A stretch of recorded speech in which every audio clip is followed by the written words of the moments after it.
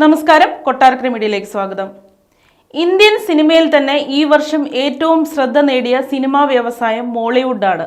ഫെബ്രുവരിയിലെത്തി മലയാള സിനിമയ്ക്ക് ഹാട്രിക് വിജയം നൽകിയ ചിത്രങ്ങളാണ് ഇതിന്റെ പ്രധാന കാരണം.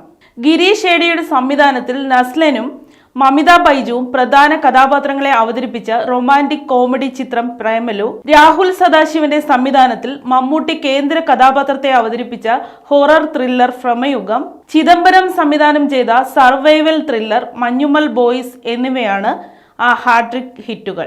ഇതിൽ ഭ്രമയുഗം 60 കോടിയിലേറെ നേടിയപ്പോൾ പ്രേമലു 100 കോടി കടന്ന് പ്രദർശനം തുടരുകയാണ്. മഞ്ഞുമൽ ബോയ്സ് ആവട്ടെ മലയാള സിനിമയുടെ ചരിത്രത്തിൽ തന്നെ ഏറ്റവും വലിയ ഹിറ്റായി മാറി. ജൂഡ് ആന്റണി ജോസഫ് ചിത്രം 2018 മറികടന്നാണ് മഞ്ഞുമൽ ബോയ്സ് മലയാളത്തിലെ എക്കാലത്തെയും വലിയ വിജയമായത്. 175 കോടി മുകളിലാണ് ചിത്രത്തിന്റെ ഇതുവരെയുള്ള ആഗോള കളക്ഷൻ. മറ്റ് തെന്നിന്ത്യൻ ഭാഷാ സിനിമകൾ ഏറെക്കുറെ ഹിറ്റില്ലാതെ വറുതി അനുഭവിച്ച വർഷാന്ത്യത്തിൽ ആ തരത്തിലും മഞ്ഞുമൽ ബോയ്സ് ഒരു റെക്കോർഡ് നേടിയിട്ടുണ്ട്.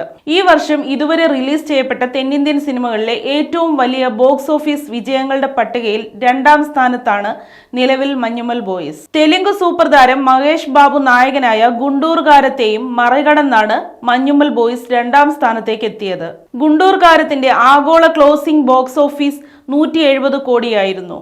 അതേസമയം ഈ വർഷത്തെ ടോപ്പ് 10 സൗത്ത് ഇന്ത്യൻ ചിത്രങ്ങളുടെ ലിസ്റ്റിൽ 5 ചിത്രങ്ങളും മലയാളത്തിൽ നിന്നാണെന്ന പ്രത്യേകതയുമുണ്ട്. 2ാം സ്ഥാനത്ത് പ്രേമലുവും 7ാം സ്ഥാനത്ത് ഭ്രമയുഗവും 8ാം സ്ഥാനത്ത് അബ്രഹാം ഓസ്ലറുമുള്ള ലിസ്റ്റിൽ 9ാം സ്ഥാനത്ത് മലൈക്കോട്ടെ വാലിബനാണ്.